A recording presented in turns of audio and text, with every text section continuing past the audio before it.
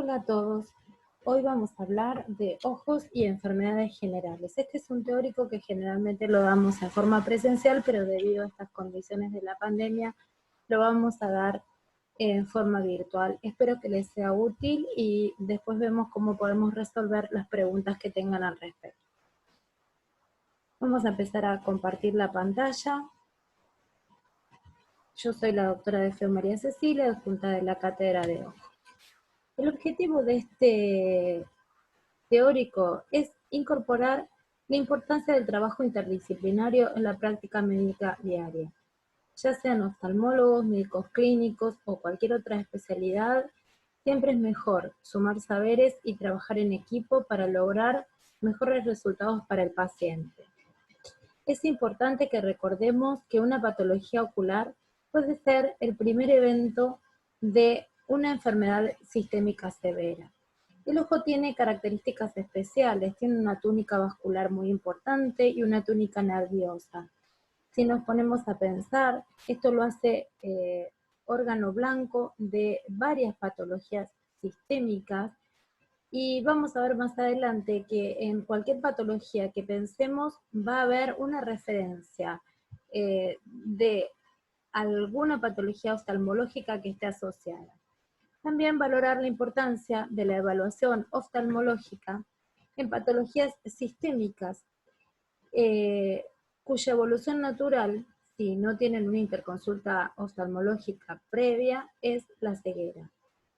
Por ejemplo, la diabetes, librada su evolución natural, si no tenemos una interconsulta con un oftalmólogo que pueda monitorear cómo está la retina de ese paciente, puede llevar a la ceguera. Las patologías que pueden afectar el ojo son innumerables. Infecciosas, metabólicas, la vedette de todas ellas es la diabetes, vasculares como la hipertensión, enfermedades vasooclusivas, arteriosclerosis, arteritis. Dentro de las neurológicas tenemos la miastenia, el botulismo, el Guillain-Barré, enfermedades desmielinizantes, aneurismas.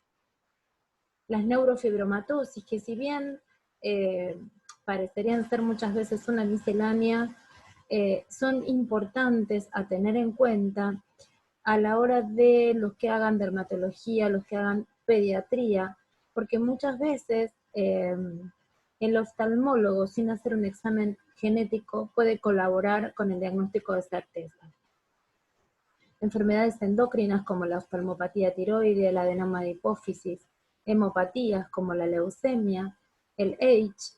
Para los que no saben, el H es la enfermedad ingentro contra huésped, que se dan los trasplantados de médula ósea, las formas crónicas a los 100 días después de los trasplantes. Enfermedades dermatológicas como la rosácea, el síndrome de Stevens-Johnson y todos los que son similares a él. Las reumatológicas, la artritis reumatoidea, la espondilitis anquilosante, el lupus eritematoso sistémico.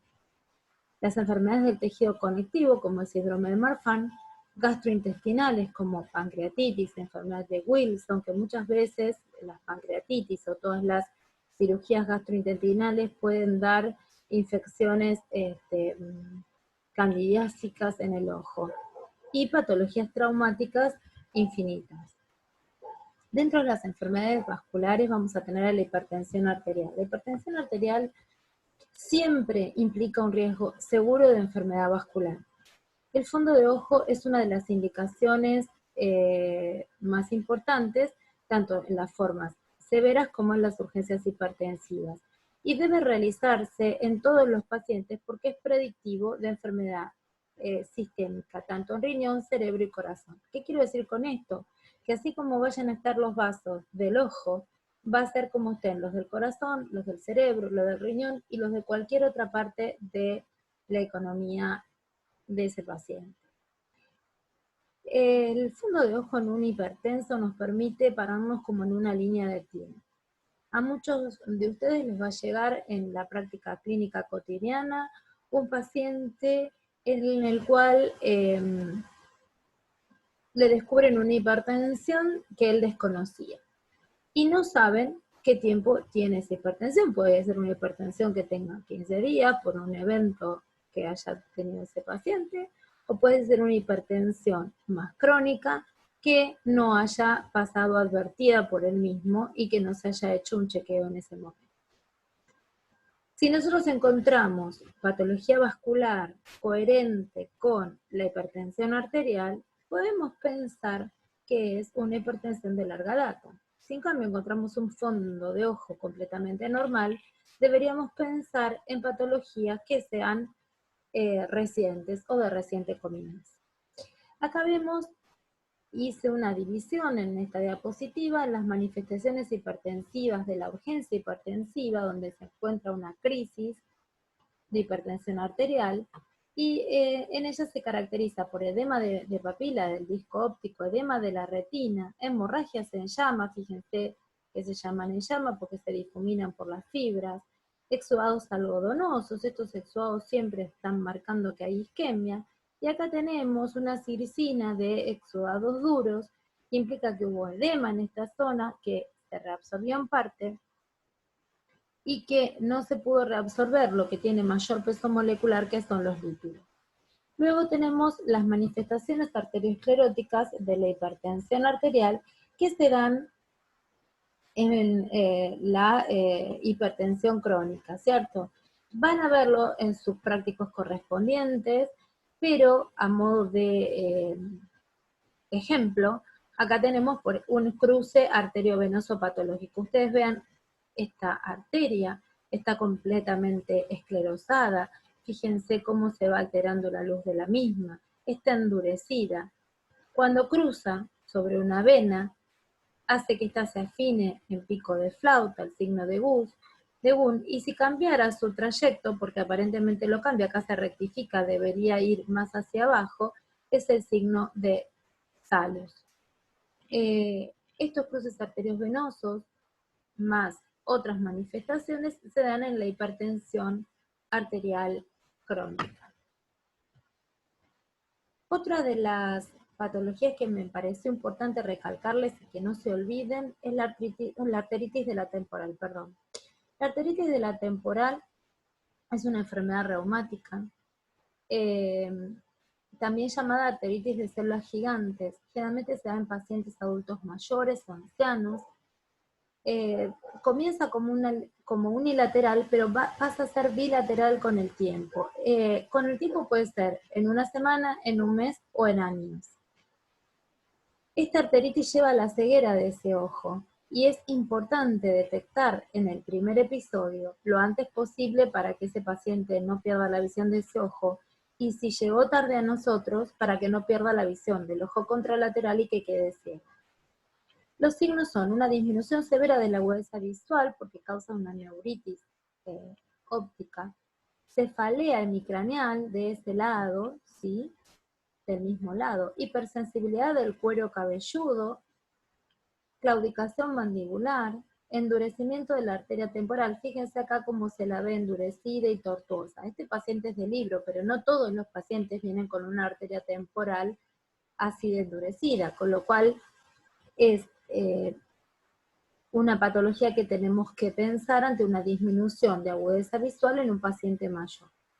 Es importante también recalcar que a veces vienen con disminución de peso, decaimiento, trastornos digestivos que se dan por esta claudicación y déficit en la masticación, y que pueden ser estudiados por patologías como buscar patología oncológica y demás, cuando tenemos frente a nosotros una arteritis de la temporal de libro. Los que vayan a hacer clínica médica no lo olviden.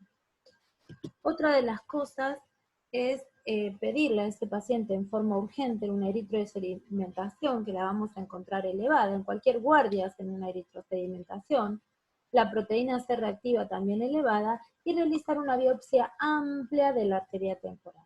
No vamos a esperar para medicar a este paciente el resultado de la biopsia, ¿cierto? Lo que vamos a hacer es, con una ya eritrosedimentación elevada y la proteína C reactiva elevada, darle pulsoterapia de corticoides internado. La biopsia se la podemos hacer en el transcurso de la internación, y tiene que ser amplia debido a que se forman nodos arteríticos de células gigantes, y si hacemos una excisión pequeña podemos caer en una zona donde no existe patología y de esa manera tener falsos negativos. Importante la internación, la pulsoterapia de corticoides y recordar que se puede prevenir la ceguera por un episodio del ojo contralateral. Dentro de las enfermedades metabólicas, como ya sabemos y dijimos anteriormente, la vedette es la diabetes. No les voy a hablar acá de las características de la retinopatía diabética en sí, porque lo van a tener en el práctico correspondiente y en el teórico también. Pero sí recalcarles que es una patología altamente prevalente, con un alto riesgo de ceguera. Ustedes vean estos datos. El 100% de los pacientes diabéticos tipo 1 presentarán algún grado de retinopatía a los 20 años de iniciada la diabetes tipo 1. Esto es importante porque estos pacientes empiezan jóvenes con su diabetes, por lo tanto, jóvenes van a empezar con la retinopatía. Y casi el 30% de los diabéticos tipo 2 tienen algún grado de retinopatía al momento del diagnóstico de su diabetes. Hay que recordar que la retinopatía la desarrollan dentro de los 10 años de padecer la enfermedad diabética en sí. Entonces quiere decir que si un 30% de los pacientes que se diagnostican si la diabetes ya tienen patología en el fondo de ojo, quiere decir que tuvieron por lo menos 10 años de historia de diabetes sin necesidad, sin haber sido, diagnosticados de la misma. Bueno, esto hay que tenerlo presente hoy y hay que tenerlo presente siempre. No puede pasar por las manos de un médico generalista, diabetólogo, endocrinólogo, clínico, un paciente sin que se le pida mínimamente un fondo de ojo por año. Porque si nos están llegando ya con retinopatía, muchas veces siendo atendidos por médicos hace muchos años y nunca se hizo el fondo de ojo y el paciente se viene a hacer un cambio de lentes y nos encontramos con fondos de ojo realmente lamentables. Si bien la diabetes comienza en forma insidiosa, liberada a su libre evolución, lleva al desprendimiento traccional, a la hemovítrea y el glaucoma neovascular y ceguera. ¿Por qué? Porque se producen los neovasos que traccionan de la retina, que invaden el ángulo y que generan este glaucoma irreversible. Es sumamente importante realizar un fondo de ojo a todo paciente al que se le diagnostique la diabetes por primera vez. Y tener en cuenta que una vez que ya tiene la retinopatía desarrollada, por más que ese paciente se cuide en forma estricta y haga un estricto control metabólico, si bien sirve y ayuda, ya tiene la microangiopatía y es muy difícil volver para atrás. Acá tenemos el ejemplo de un ojo sano y acá tenemos algunos ejemplos de lo que pasa en una retina en un paciente diabético. Las hemorragias algunas más profundas, redondeadas, estos micropuntos rojos que si están muy cercanos a un vaso podríamos pensar que es un microaneurisma y realmente diagnosticarlos con una RFG, que serían las siglas de la retinofluoresceinografía. Exudados o manchas algodonosas, que son signos de isquemia. Acá tenemos un aneurisma, y los crecimientos de neovasos, que son vasos más finitos, de trayectoria errante, que filtran, son fenestrados, ¿sí? Y que encharcan y edematizan la retina a su alrededor. Esto ya es un grado que queremos evitar, pero bueno, son los eventos que van a ocurrir si dejamos la evolución natural de esta patología. Estos vasos se vienen hacia el vítreo, traccionan de la retina, como ya dije, van hacia el trabeculado, dan un glaucoma neovascular y a veces se rompen dando un sangrado vítreo. Otros desórdenes endocrinos de importancia es la orbitopatía de Graves. Es una alteración de la órbita y de los músculos extraoculares que se manifiesta con exoftalmos. Presenta también edema bipalpebral, retracción del párpado superior, queratitis por exposición, visión doble, puede dar una neuropatía, y es una afección bilateral y asimétrica. Para que exista una orbitopatía de Graves, tienen que existir anticuerpos circulantes. Con un perfil tiroideo solo, yo no me voy a dar cuenta si el paciente tiene un Graves o no.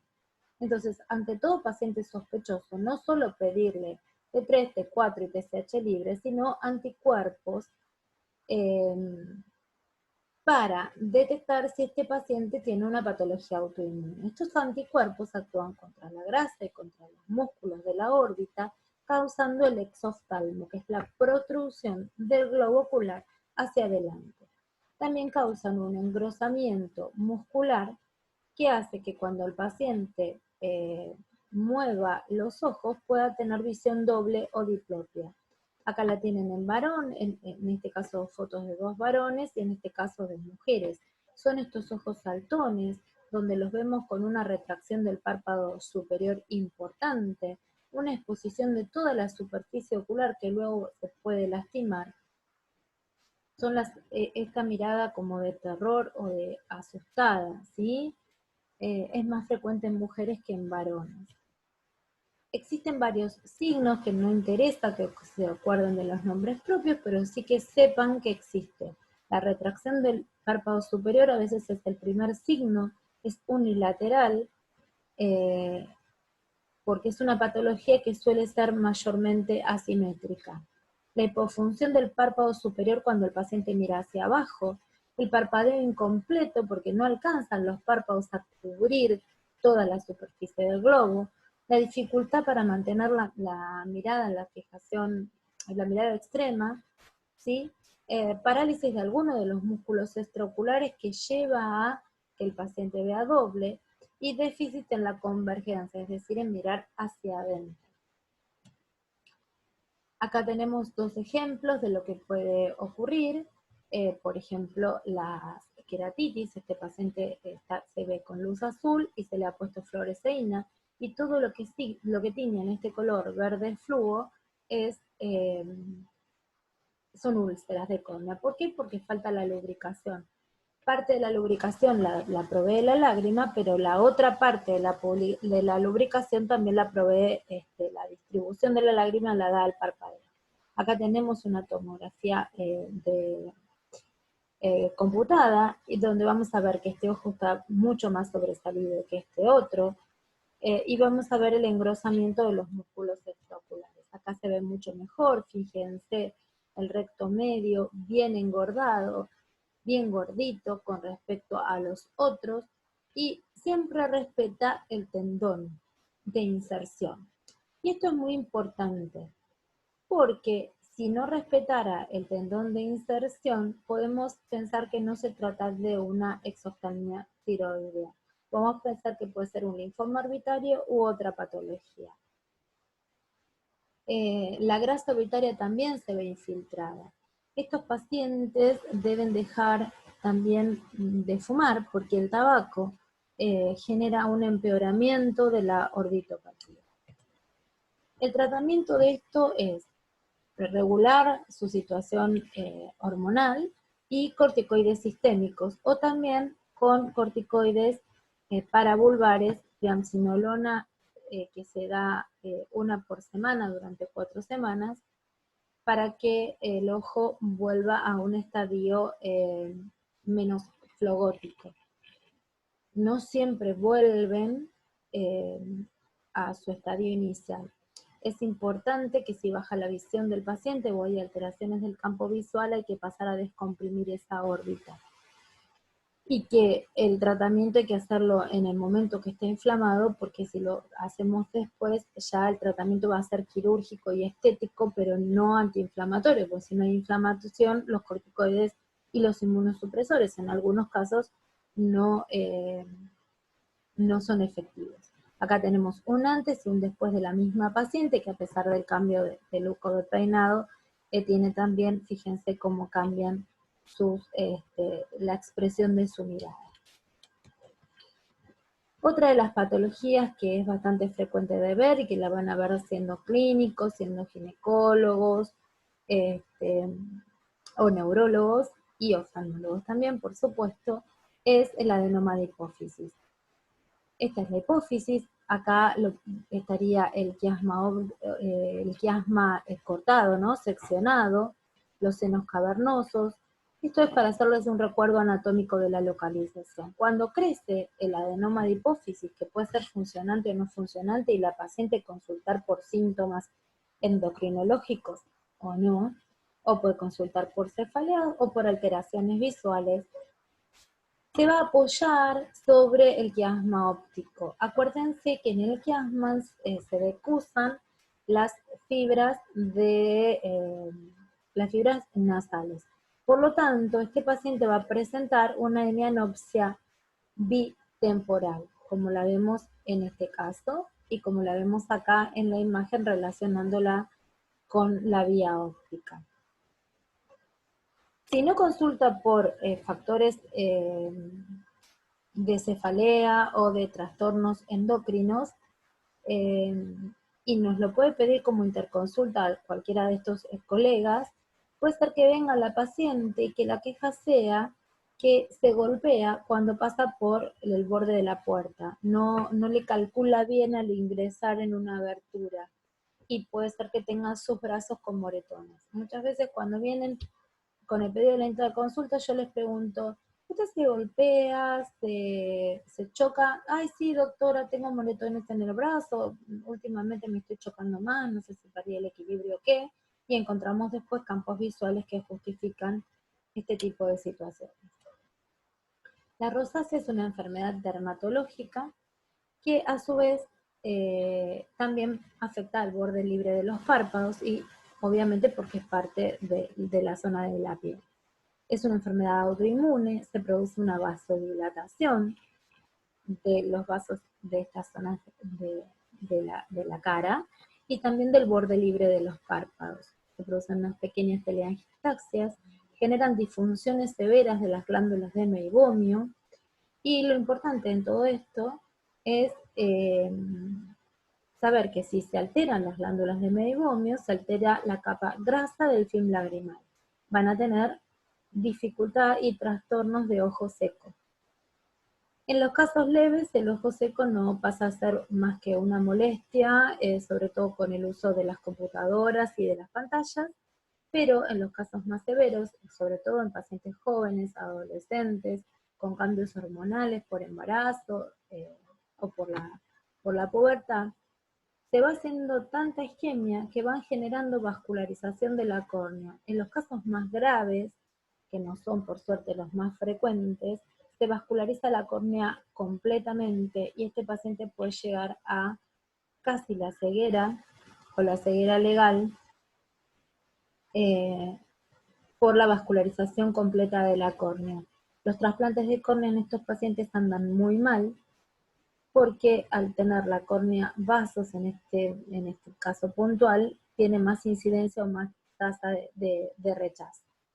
Es importante que tengan en cuenta que hay que tratar la rosácea junto con los dermatólogos y tratarlas también la parte oftalmológica, dándole medicación para la sequedad ocular, dándole también inmunomoduladores y tratamientos higiénicos de calor y drenaje de estas glándulas de meibomio para mejorar la calidad del film lagrimal.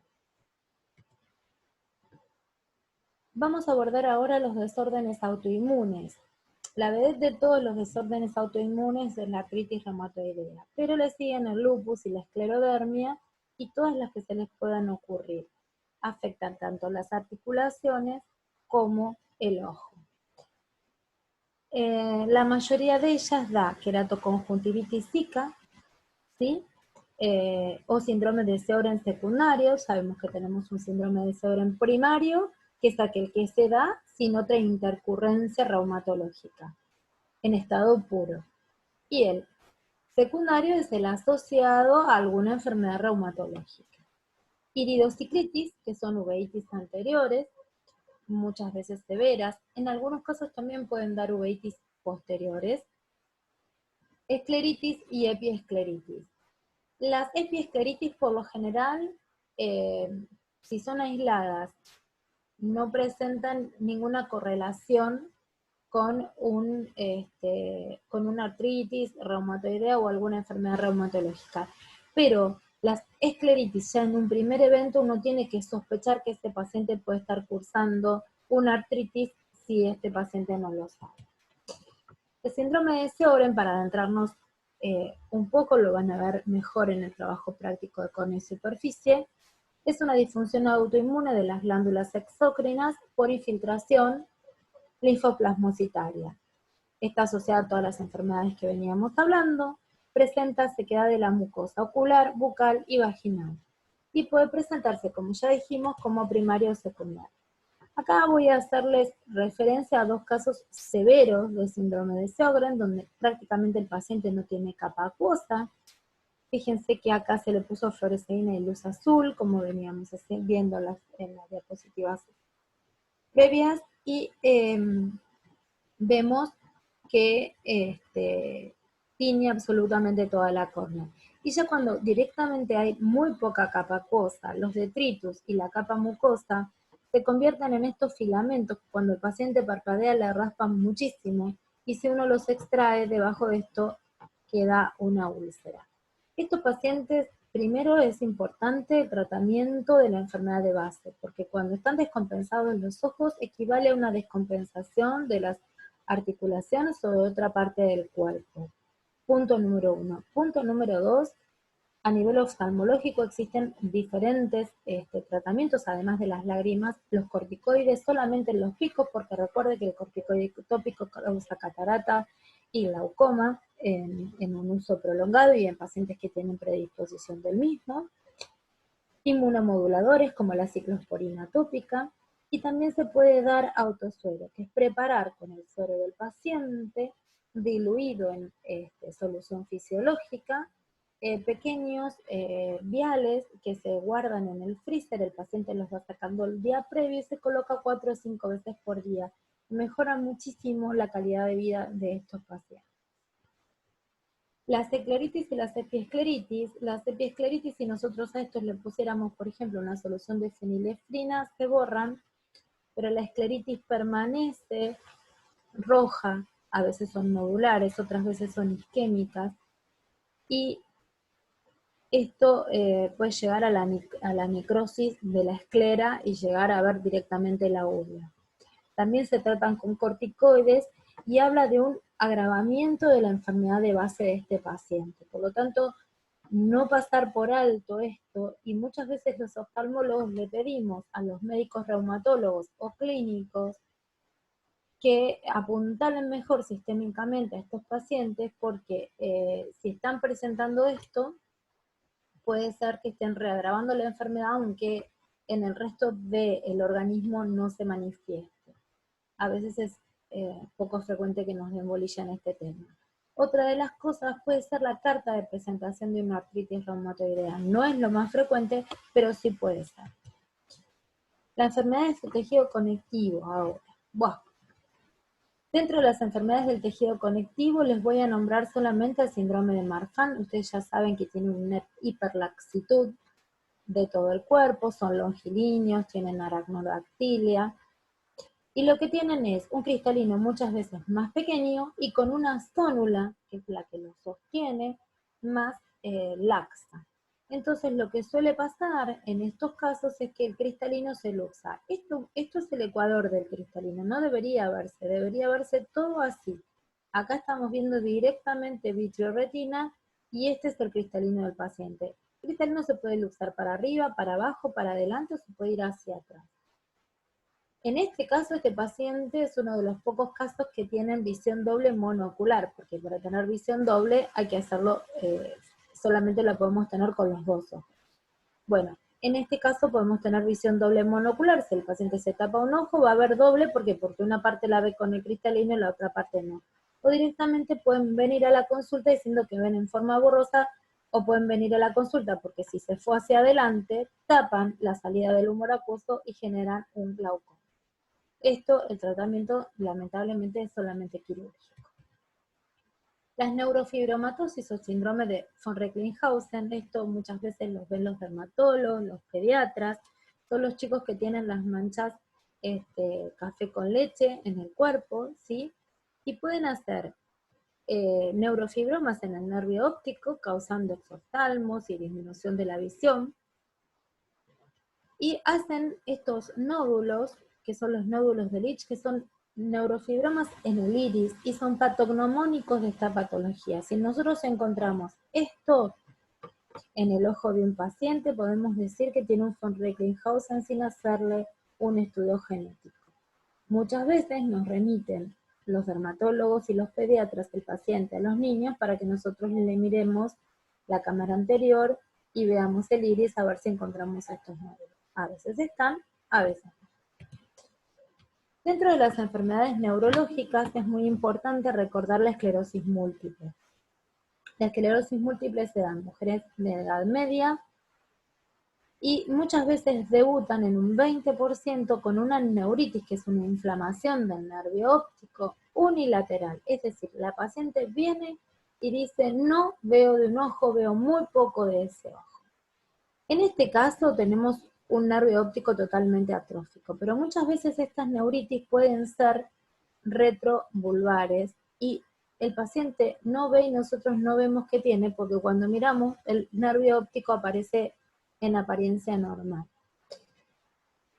Es importante tener en cuenta que en una mujer que debuta con una neuritis óptica unilateral, pedirle una resonancia magnética donde vamos a encontrar las placas de esclerosis múltiple que van a hacer el diagnóstico de la enfermedad. Otras veces no lo vamos a encontrar. Pero ¿qué hacemos con una paciente que viene con estas características? O no le damos ningún tratamiento y tenemos una conducta expectante, lo cual a veces es bastante desesperante para el paciente, para la familia y nosotros como médicos, o le damos pulsoterapia de corticoides. Se sabe que la pulsoterapia de corticoides disminuye el tiempo de evolución de la neuritis, pero a su vez retrasa la aparición de los síntomas sistémicos.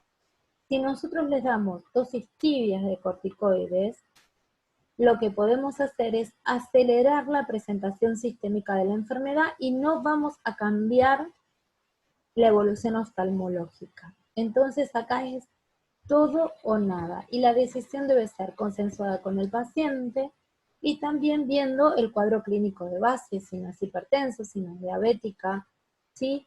Pero recordar que un 20% inician con una neuritis óptica, antes que con otra sintomatología neurológica. Bueno, este ha sido el teórico. Espero que les haya servido, a pesar de que no hayamos podido contactarnos. Sí, hacerles llegar de la mejor manera posible, con la mejor voluntad, una explicación de las diapositivas. Y a mí me parece uno de los teóricos más importantes, porque les permite visualizar la importancia que tiene la oftalmología y la patología ocular en todas las especialidades.